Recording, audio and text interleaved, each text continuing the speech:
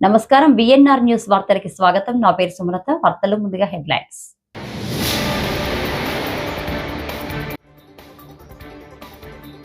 Shock కు అనుకూలంగా మాట్లాడితే అక్కడికే వెళ్లిపోండి పవన్ కళ్యాణ్.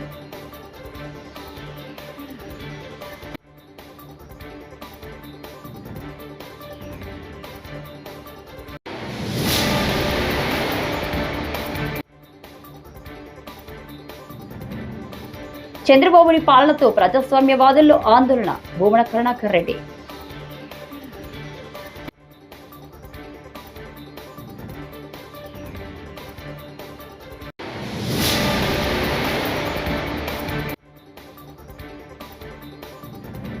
ప్రజా సమస్యల పరిష్కారానికి assembly committee. Deputy speaker Raghurama Raju.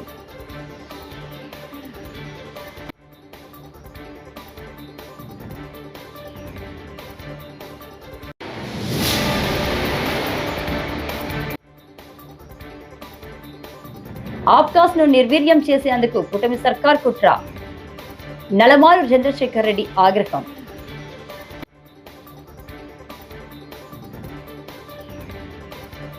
ఇక డీటెయిల్స్ చూస్తే, మత ప్రాతిపదికన 26 మందిని చంపిన పాకిస్తాన్ కు అనుకూలంగా మాట్లాడడం సరికాదని, అలా మాట్లాడాలనుకుంటే ఆ దేశానికి వెళ్లిపోవాలని AP deputy CM Pawan Kalyan అన్నారు.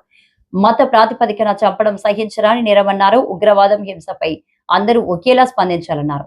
కాశ్మీర్ భారత్ లో భాగమని ఇలాంటి విషయాలపై ఓట్లు, సీట్ల కోసం మాట్లాడకూడదని చెప్పారు. ఇటీవల పహల్గాం ఉగ్రదాడిలో ప్రాణాలు కోల్పోయిన వారికి మంగళగిరి సీకే కన్వెన్షన్ హాల్లో నివాళుల కార్యక్రమం నిర్వహించారు. ఉగ్రదాడిలో ప్రాణాలు కోల్పోయిన శ్రీ పొట్టి శ్రీరాములు జిల్లా కావలికి చెందిన మధుసూదన్ రావు కుటుంబానికి పార్టీ తరపున 50 లక్షల ఆర్థిక సాయం ప్రకటించారు. ఎలా పాకిందో మనందరం చూస్తున్నాం. అది మన పార్టీ, మన జన సైనికుని కూడా చంపేస్తున్నది ఆ ఉగ్రవాదం. ఆయన కుటుంబాన్ని పరామర్శకెళ్ళినప్పుడు వారి సతీమణి మాట్లాడింది, వాడి పిల్లలు ఎంత ఘాతుకంగా చంపారంటే, ఎంత క్రూరంగా చంపారంటే, ఐడి కార్డ్స్ తీసుకొని నువ్వు హిందువా కాదా. మసూదన్ గారి సంఘటన అయితే ఆయన సతీమణి గారి మాటల్లో సరిగ్గా 3 రోజుల ముందు వెళ్ళారంట బెంగళూరు నుంచి 3 కుటుంబాలతోటి వెళ్తే. నేను అన్ని రోజులు మామూలుగా మోడర్న్ డ్రెస్సులు వేసుకున్నాను, కానీ ఎందుకు ఆ రోజు మధుసూదన్ అంటే ఆయన అడిగారంట, డ్రెస్ వేసుకుంటే మోడర్న్ డ్రెస్ బొట్టు పెట్టుకోకూడదా అని. అంటే ఆ సంఘటనకి ముందు సరిగ్గా ఒక అరగంట ముందు బొట్టు పెట్టుకున్నారంట. ఆవిడ చెప్తుంది ఏంటంటే, బొట్టు పెట్టుకున్న తర్వాత నేను కాదని కూడా అబద్ధం కూడా చెప్పలేం కదా తప్పించుకోవడాకన్నా. అలా దొరికిపోయాం మేము. ముందు అరుపులు వినిపించినాయి, తుపాకీ శబ్దాలు వినిపించినాయి, కింద పడుకున్నాం, నా చేయి కూడా పట్టుకున్నాడు, పిల్లలు కొంచెం దూరంగా ఉన్నారు. ఇదంతా కుటుంబం దాదాపు అలాగే ఆ గ్రౌండ్లో దాదాపు ఆ ఏరియాలో 400 నుంచి 500 మంది ఉండిపోయారు టూరిస్టులు. మసూదన్ గారు ఆయన సతీమణి చేయనే పట్టుకొని, ఏమవుతుంది మనకేమవుతూ, నువ్వు చూడకంటే ఆ బూట్ల చప్పుళ్ళు చాలా తాయితీగా వచ్చి, అంటే ఎందుకు మాట్లాడుతున్నానంటే ఎంత కోల్డ్ బ్లడెడ్తో చంపారంటే మనం ఊహించుకోలేం. అంటే షికారుకు వచ్చినట్టుగా వచ్చి వేటాడి వెళ్ళిపోయారు మనుషుల్ని. మనకి ఏమవ్వదు అని అలా అంటుంటే బూట్ల శబ్దాలు ఆగినాయి. ఆవిడకి తెలిసిందల్లా తుపాకీ శబ్దాలు వినిపించినాయి. కళ్ళు తెరిచి చూస్తే మొత్తం ముఖం మీద మొత్తం రక్తం ఉండిపోయింది, భర్త తాలూకు రక్తం.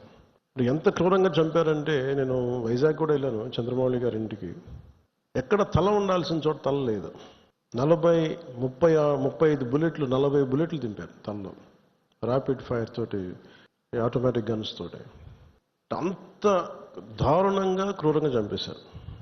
యుద్ధం ఎప్పుడు ఇంకొక ఆయుధం పట్టుకున్నవాడితో చేస్తాం, కానీ నిరాయుధులైన ఎంత నమ్మకం లేకపోతే కాశ్మీర్కి వెళ్తారు. 22, 23లో దాదాపు 2 కోట్ల మంది వెళ్ళొచ్చారు. అది ప్రెసిడెంట్ పాలనంతకాలం వచ్చారు. మొన్న పాలన మారగానే అప్పటికి చాలాసార్లు ఎన్నికలు ఇంకా సంసిద్ధంగా లేదు కశ్మీర్ అని చెప్పినా కానీ కొన్ని పరిస్థితుల వల్ల కుదరలేదు, రాజ్యాంగ పరిస్థితుల్లో ఇంకా ఉండదు అని చెప్పేసి మళ్ళీ ఎప్పుడైతే రాష్ట్ర చేతికి వెళ్ళిపోయిన పగ్గాలు, మళ్ళీ తీవ్రవాదులు విజృంభించి చాలా కోల్డ్ బ్లడెడ్గా చంపేశారు అందరిని. జాతీయ సమస్యల గురించి నేను మాట్లాడుతున్నా. ప్రజాస్వామ్య పరిరక్షణ కోసమే తాను అవతరించినట్టు ప్రచారం చేసుకునే చంద్రబాబు సరిగ్గా తాను ప్రాతినిధ్యం వహిస్తున్న కుప్పంలోనే విషపు నాగులాగా మారి ప్రజాస్వామ్యాన్ని కాటువేశాడు. కుప్పం మున్సిపాలిటీలో కేవలం 6 కౌన్సిలర్లు ఉన్న టీడీపీ చైర్మన్ ఎన్నికల్లో 15 మంది సభ్యుల బలంతో చైర్మన్ పీఠాన్ని కైవసం చేసుకోవడం చూస్తుంటే ప్రజాస్వామ్యాన్ని పరిహాసం చేయడమే. ఏడాది పదవి కాలం కూడా లేని చైర్మన్ పీఠం కోసం వైఎస్ఆర్సీపీ నుంచి ఫ్యాన్ గుర్తుపై గెలిచిన 9 మంది కౌన్సిలర్లను భయపెట్టి ప్రలోభాలకు గురి చేసి తమ వైపుకు తిప్పుకున్నారు.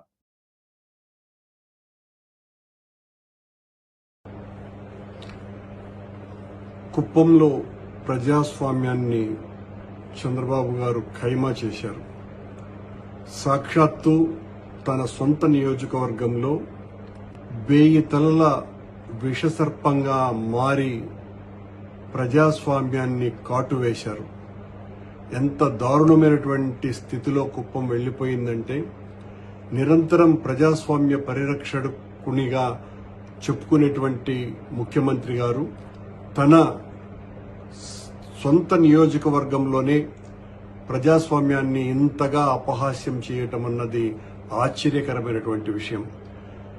కుప్పం మున్సిపాలిటీలో తనకు కేవలం 6 సీట్లే ఉన్నప్పటికీ కూడా, 6 మంది కౌన్సిలర్లే ఉన్నప్పటికీ కూడా, ఈ రోజున దినటువంటి మున్సిపల్ చైర్మన్ ఎన్నికల్లో వైఎస్ఆర్ కాంగ్రెస్ పార్టీ అభ్యర్థుల్ని ఒక్కొక్కరిని దాదాపు 50 లక్షల రూపాయలతో కొనివేసి ప్రజాస్వామ్యాన్ని రక్షించేటువంటి వ్యక్తిని అని చెప్పుకునేటువంటి చంద్రబాబు నాయుడు గారు చేసినటువంటి నిర్వాకం వలన రాష్ట్రం యావత్తు ఈ రోజున ఆశ్చర్యంగా కుప్పం వైపు చూస్తోంది. ఇంత దారుణమా? ఆ కుప్పం మున్సిపాలిటీని చంద్రబాబు నాయుడు గారి పార్టీ గెలవకపోయినా వచ్చేటువంటి నష్టం ఏమీ లేదు. ఆయన కూటమి ప్రభుత్వం అధికారంలోకి వచ్చిన తర్వాత మేము రాష్ట్రంలో ఎక్కడ ఎవ్వరు ఇతర పార్టీల వాళ్ళు మా పార్టీలోకి చేరాలని వచ్చినా వాళ్లను చేర్చుకునేటువంటి ప్రసక్తి లేనే లేదు.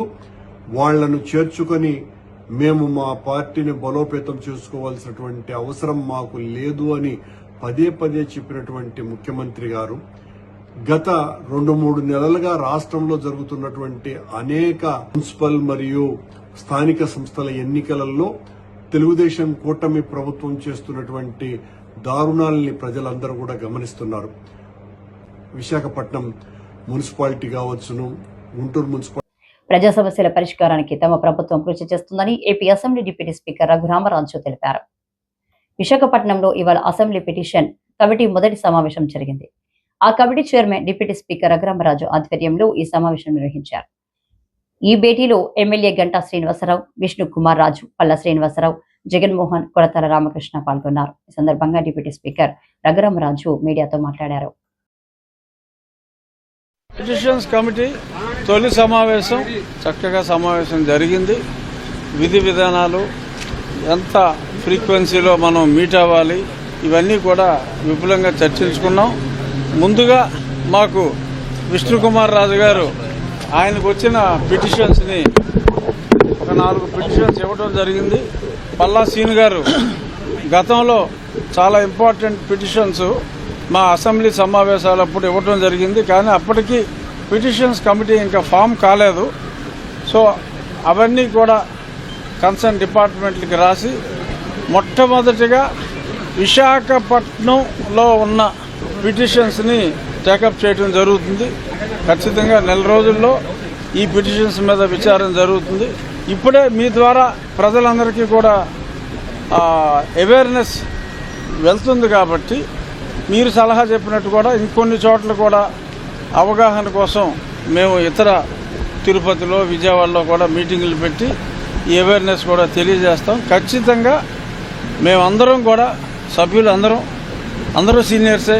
ప్రజల ఆకాంక్షలకు అనుగుణంగా వీలైనంత మినిమం నెలకు ఒక్కసారి, అవసరమైనప్పుడు నెలకు 2 సార్లు అయినా సరే మనం కలవాలి. కోరం సమస్య కూడా లేదు. ఖచ్చితంగా కమిటీని ఒక బాధ్యతగా తీసుకుని వర్క్ చేసి ప్రజలందరికీ ఆమోదయోగ్యంగా ఉండేలాగా వ్యవహరిస్తామని చెప్పి మీ ద్వారా దళారీ వ్యవస్థ లేకుండా అవుట్ సోర్సింగ్ ఉద్యోగులకు మేలు చేసేందుకు ఆనాడు వైఎస్ఆర్సీపీ ప్రభుత్వం ప్రారంభించిన ఆప్కాస్ ను నిర్వీర్యం చేసేందుకు కూటమి ప్రభుత్వం కుట్ర చేస్తుందని YSRCP employees and pensioners wing రాష్ట్ర అధ్యక్షుడు నలమారు చంద్రశేఖర్ రెడ్డి ఆగ్రహం చేశారు. తిరుపతిలోని వైఎస్ఆర్సీపీ కార్యాలయంలో మీడియాతో మాట్లాడుతూ తనకు అనుకూలమైన ఏజెన్సీలకు దోచిపెట్టేందుకే కూటమి ప్రభుత్వం ఆబ్కాస్ను రద్దు చేసేందుకు ప్రయత్నిస్తుందని మండిపడ్డారు. అదేవిధంగా ఆ ఉద్యోగికి నెల దాటిన తర్వాత ఆ నెలకు ఇచ్చేటువంటి ఆ యొక్క జీతం ఇవ్వాలంటే దాంట్లో కూడా కొంత పట్టుకొని ఇచ్చేవాళ్ళు. దానికి ఒక దళారీ వ్యవస్థ ఉండేది. ఆ దళారీ వ్యవస్థ ప్రతి నెల 1వ తారీఖున అందరితో పాటు జీతాలు ఇవ్వకుండా ఏ 4 నెలలకో 5 నెలలకో కలిపి ఒకసారి ఇవ్వడము, ఏదో ఫ్రీగా ఇచ్చినట్టుగా వాళ్ళు ఫీల్ అయ్యేటువంటి పరిస్థితులలో మరి వాళ్ళందరికీ కూడా అవుట్సోర్సింగ్ కానీ కాంట్రాక్ట్ ఉద్యోగస్తులు కానీ ప్రభుత్వంలో రెగ్యులర్ ఉద్యోగస్తులతో పాటు కష్టపడి పనిచేస్తున్నారు. వాళ్లకు కూడా రెగ్యులర్ ఉద్యోగస్తులతో పాటు 1వ తారీఖునే శాలరీస్ ఇవ్వాలనేటువంటి ఉద్దేశంగా ఏదైతే లంచాలకు తావు లేకుండా, ఏదైతే కటింగులకు తావు లేకుండా చేసేటువంటి ఉద్దేశంగా మరి జగన్మోహన్ రెడ్డి గారు ప్రభుత్వంలోకి వచ్చిన తర్వాత డిసెంబర్ 17, 2019 నాడు ఒక దీనికి సంబంధించి ఎవరిష్టం వచ్చినట్టు ఎవరి చుట్టాలనో లేకపోతే ఎవరి రికమెండేషన్తోనో చేసుకుంటూ పోతున్నారు. ఇలా కాకుండా ఒక కార్పొరేషన్ ఏర్పాటు చేసి దాని ద్వారా ఉద్యోగస్తుల్ని ఒక సిస్టమేటిక్గా నియమించి వాళ్ళకి సకాలంలో జీతాలు రావాలనేటువంటి ఉద్దేశంగా ఒక AP corporation for outsourced services అని చెప్పేసి ఆప్కాస్ అనేటువంటి సంస్థను రాష్ట్ర ప్రభుత్వం ద్వారా ఏర్పరిచి జూలై 3వ తారీఖున 2020 నాడు ప్రారంభించి అదే రోజున దాదాపు 47,000 మంది అవుట్సోర్సింగ్ ఉద్యోగులకు నియామక పత్రాలు జారీ చేసినటువంటి ఘనత గత ముఖ్యమంత్రి గారైనటువంటి వైఎస్ జగన్మోహన్ రెడ్డి గారు ఆయనది అని చెప్పేసి కూడా నేను ఈ సందర్భంగా తిరుమల శ్రీవారిని టీమిండియా మాజీ క్రికెట్ శ్రీకాంత్ దర్శించుకున్నారు. మంగళవారం విఐపి ప్రారంభ విరామ దర్శన సమయంలో ఆయన కుటుంబ సభ్యులతో కలిసి స్వామివారి సేవలో పాల్గొన్నారు. టీటీడీ అధికారులు శ్రీకాంత్ కు స్వాగతం పలికి దర్శన ఏర్పాట్లు చేశారు. దర్శన అనంతరం అధికారులు ఆయనకు స్వామివారి తీర్థ ప్రసాదాలను అందజేశారు.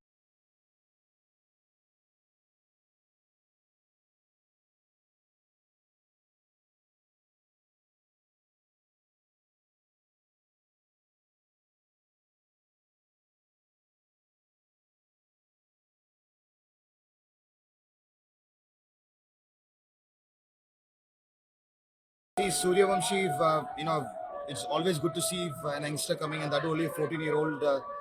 We remember the god of cricket, Sachin Paji, scoring 100 in a Ranji Trophy first-class match, and IPL, such a big league in the world, the best league in the world, Indian Premier League. One youngster comes and scores a big 100. It's a great achievement, and it's very good for youngsters. Especially he's from Bihar. So when I come from a place called Kerala, so obviously when people come and perform from smaller states, you get inspired, and I'm very sure the way he's performing in front of, we are standing in front of Venkateshwara, I'm very confident Suryavamshi is going to keep on growing and keep on glowing and keep on inspiring. So I was very fortunate to be, associated with Jio Hotstar as a commentator, broadcaster. So I was fortunate to see it live, sitting on the commentary box and talking about it. So I can't believe that my words came true in the tea break. In fact, there was a mid break where everybody was not sure will Rajasthan Royals be able to chase those score, and in Malayalam commentary, whatever happens, maybe the God's blessings. I just told today is the day when Suryavamshi is going to score 100, and it happened. So. Adoni municipal తాత్కాలిక chairman MM Ghouse ను నియమిస్తూ Andhra Pradesh municipal పరిపాలక శాఖ కార్యదర్శి ఆదేశాలు జారీ చేయడంతో మంగళవారం ఆయన ఆదోని మున్సిపల్ కార్యాలయంలో బాధ్యతలు స్వీకరించారు. MM Ghouse municipal vice chairman 1 గా కొనసాగుతున్నారు. అయితే మున్సిపల్ చైర్పర్సన్ బోయ శాంతపై ఈ నెల 16వ తేదీన అవిశ్వాస తీర్మానంతో చైర్మన్ పదవి ఖాళీ ఏర్పడింది. వైస్ చైర్మన్ ఆయనకు ఇన్ఛార్జ్ చైర్మన్ గా నియమించారు.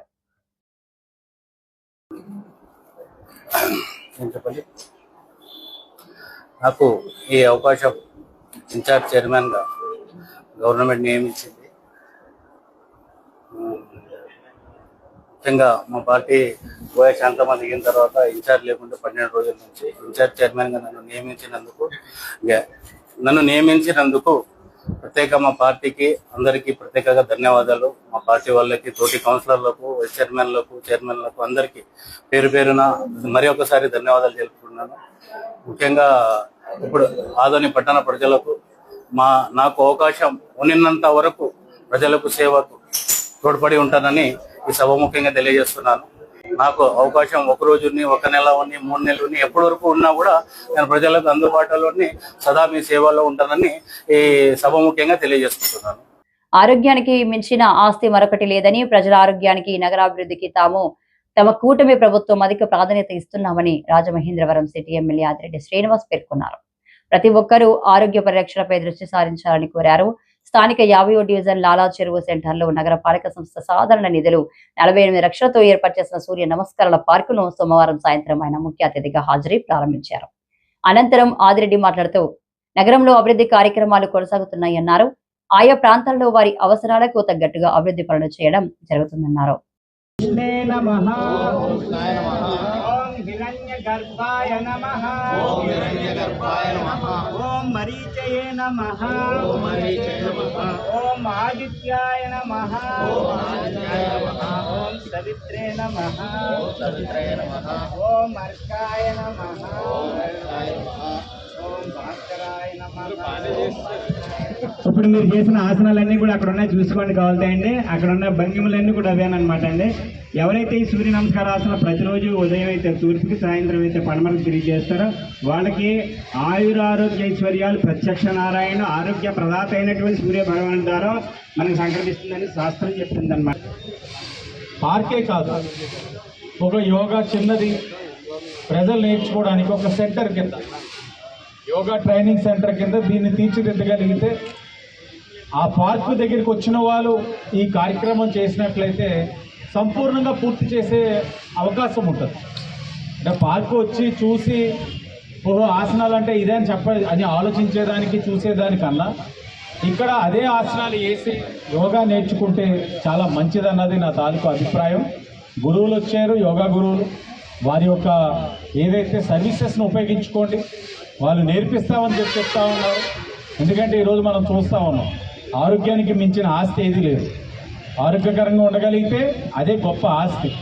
అందరూ ఆరోగ్యకరమైన సమాజం కావాలన్నది ఈ కూటమి యొక్క ప్రభుత్వం. ఎందుకంటే మానవ వనరులు ఆరోగ్యంగా ఉన్నట్లయితే సమాజ అభివృద్ధికి ఉపయోగపడతాయి, తోడ్పడతాయి. కాబట్టి ఆరోగ్యకరమైన సమాజం ఉండాలంటే ప్రతి వ్యక్తి ఆరోగ్యకరంగా ఉండాలి. కూటమి ప్రభుత్వం 3,000 కోట్ల విలువైన భూములను కారు చౌకగా కట్టబెట్టిన ఉర్సా మంత్రి నారా లోకేష్ బినామీ సంస్థ అని, అందుకే కారు చౌకగా భూములు కట్టబెడుతున్నారని రాజమహేంద్రవరం మాజీ ఎంపీ వైఎస్ఆర్సీపీ రాష్ట్ర అధికార ప్రతినిధి మార్గాని భరత్ రామ్ ఆరోపించారు. రాజమహేంద్రవరంలో మీడియాతో మాట్లాడుతూ ఏపీలో కారు చౌకగా ఈ సంస్థకు భూములను కట్టబెట్టాలనే కుట్రలో భాగంగానే ఉర్సా ఆవిర్భవించిందని వెల్లడించారు. మంత్రి నారా లోకేష్ అమెరికాకు వెళ్లడానికి ముందు నెలలోనే ఉర్సా కంపెనీ రిజిస్టర్ అయ్యిందని అన్నారు.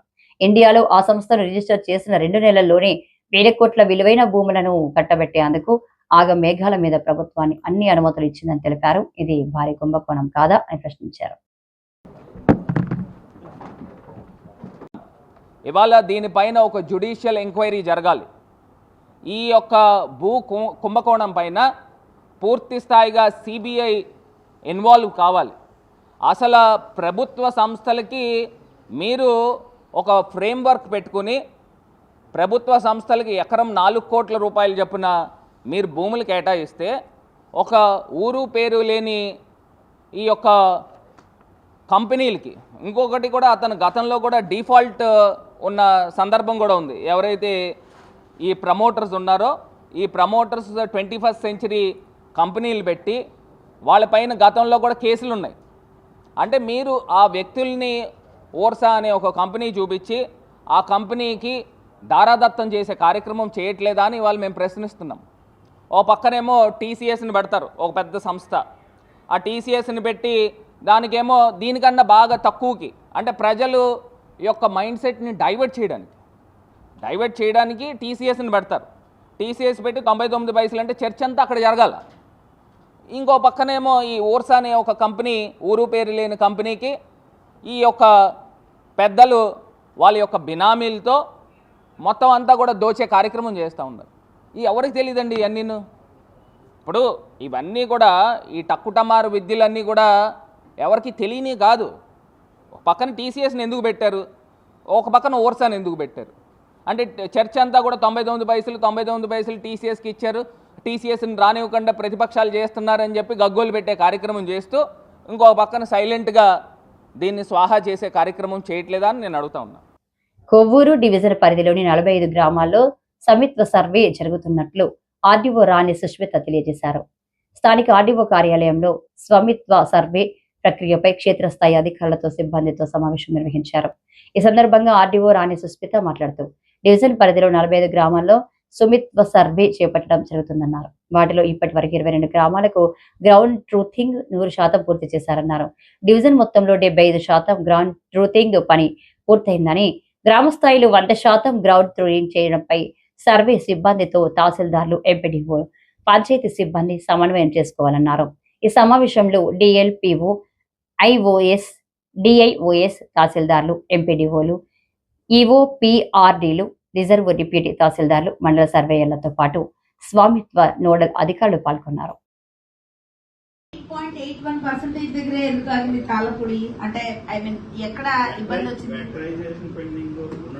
కాదు ఏంటి అంటే జీటీ 98.81 ఆగింది. జీటీ 100% చేసేయచ్చు కదా. సర్వే ప్రాబ్లం వల్ల పోచవరం అదే పర్సంటేజ్ లో ఆగిందండి. సత్యాంక పైన కూడా అక్కడే సర్వేలు ప్రాబ్లం వల్ల ఆగిందండి, సర్వే లేక ఆగిందండి. ఇదేమో సెకండ్ నోటిఫికేషన్ కూడా తాడిపూడి అయితే 100% రైడ్ అయింది. 90 పోచవరం చేసాడండి, పోచవరం చేశాడు కానీ అక్కడ కొండల్లో ఇళ్ళు ఉన్నాయి. అది గవర్నమెంట్ ల్యాండ్స్ లో ఎట్లా చేయాలని నేను ఇన్స్పెక్షన్కి వచ్చాను. అది చూద్దాం. అన్ని దగ్గరికి వచ్చేసి సైమల్టేనియస్ గా ఈ స్టాఫ్ కూడా ఉపయోగించాను. మేడే అంటే సంఘటిత అసంఘటిత రంగ కార్మికుల పండగ అని, అదే రోజున కాంగ్రెస్ పార్టీలో ఉన్న డ్రైవర్లందరికీ 10 లక్షల రూపాయల పోస్టల్ ఇన్సూరెన్స్ పథకాన్ని ఉచితంగా చేయించే కార్యక్రమానికి శ్రీకారం చుడుతున్నట్లు జిల్లా కలెక్టర్ కమిటీ అధ్యక్షుడు టీకే విశ్వేశ్వరరెడ్డి వెల్లడించారు. ది రాజమండ్రి ప్రెస్ క్లబ్ లో మంగళవారం జరిగిన మీడియా సమావేశంలో టీకే మాట్లాడుతూ జిల్లా కాంగ్రెస్ రాష్ట్రంలోని ప్రథమ స్థానంలో నిలవడం చాలా ఆనందంగా ఉందన్నారు. పిసిసి అధ్యక్షురాలు వైఎస్ షర్మిలారెడ్డి అనుమతి మేరకు 30 మందితో వేసిన డిసిసి కమిటీని ఆయన ప్రకటించారు. వారికి మేడే రోజున డిసిసి కార్యాలయంలో నియామక ఉత్తర్వులు అందజేస్తామన్నారు. ఆలూరు నియోజకవర్గానికి చెందిన కాంగ్రెస్ ఇన్ఛార్జ్ లక్ష్మీనారాయణను చాలా దారుణంగా హత్య చేశారని ఆందోళన వ్యక్తం చేశారు.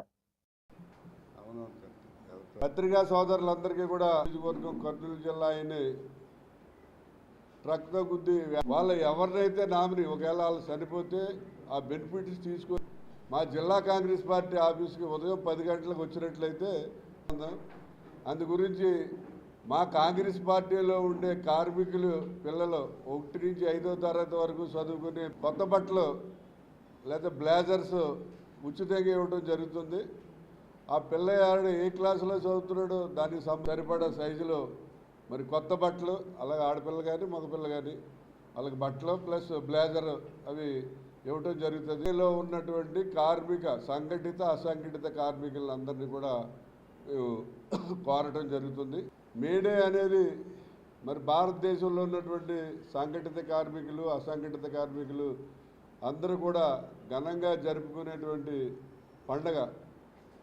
ఈ పండగకే మరి కార్మికులు ఎవరైతే డ్రైవర్స్ ఉన్నారో వాళ్ళకే 10 లక్షల రూపాయలు పోస్టల్ ఇన్సూరెన్స్ని ఉచితంగా మేడే రోజున డ్రైవర్స్ అందరికీ కూడా మన కాంగ్రెస్ పార్టీలో ఉన్న డ్రైవర్స్ అందరికీ కూడా ఉచితంగా వాళ్ళందరికీ ఇన్సూరెన్స్ పాలసీ చేయించడం జరుగుతుంది. ఎందుకంటే డ్రైవర్స్కి మెయిన్ ఇంపార్టెంట్, ఎక్కువ యాక్సిడెంట్లు డ్రైవర్స్కి జరుగుతుంటాయి కాబట్టి డ్రైవర్స్ అందరికీ కూడా కాంగ్రెస్ పార్టీలో ఉన్న డ్రైవర్స్ అందరికీ కూడా మరి పోస్టల్ ఇన్సూరెన్స్ చేయిస్తాం.